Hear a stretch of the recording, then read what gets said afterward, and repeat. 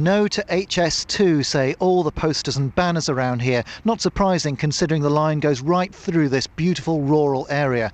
I was in the local pub, the Cross Keys, this afternoon when the government's announcement was made in the Commons. These are the things at the top of this government's priority list. My name's Tim Hart, I live locally. It's not just us, the locals, that are objecting to it. A lot of august bodies that know and are far more wiser than us, people like the Taxpayers Alliance, the Institute of Economic Affairs, the Adam Smith Institute, to name but three, have looked at this and all have come out against it, saying that isn't the justification predominantly business-wise, let alone environmental. I'm Claire Forrest, I'm Information Officer at the Chilterns Conservation Board.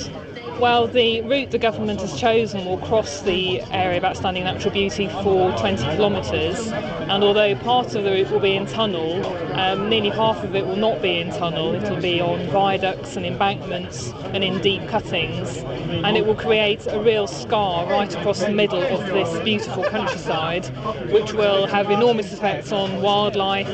Ancient woodlands will be destroyed, rivers will be affected. It will have a huge impact on the people who live here and the people who come to enjoy this beautiful area. They come in their millions to enjoy the Chilterns every year. There is only one answer: high-speed rail. I'm Geoffrey Palmer, and I live about 250 yards away from one segment of the proposed route. OK, and of course I'm sure everybody will recognise your voice as the actor Geoffrey Palmer. Well, possibly. I think I'm that one, yeah. So you live very close to the route here in Great Missenden? Yes, but it's not about that, of course. I mean, it's appalling that any government should consider devastating one of the last tracts of really beautiful countryside within striking distance of London, but it's a much bigger issue than that.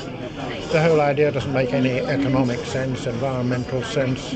I mean, it's madness. The whole thing is madness. It doesn't make economic sense whatsoever. We have pretty high-speed trains. I came down from Warrington a few weeks ago in 2 hours and 1 minute from Warrington to London. Is that a slow train? That's fast enough for me. I think it's fast enough for the rest of the world. Views that are carefully considered. Right, I'm Alan Whitto. I happen to live in the Chilterns, which is why I got interested in HS2. And you are an accountant and you have been drilling into these figures that the government has produced. Yes, even the HS2 limited figures come to £60 billion, and that is at 2009 figures. If you assume only 3.5% inflation since then, and you take out the extra discounting, that is now 65 billion for the project. So you are saying then effectively by the time that this line is built and extended beyond Birmingham to Manchester and to Leeds, it will have cost taxpayers £65 billion. Even at 2012 prices. With inflation it will of course be more. Right. Time to get a drink, I think. Can I have a pint, please, of London Pride? Andrew Bomford in the Chilterns.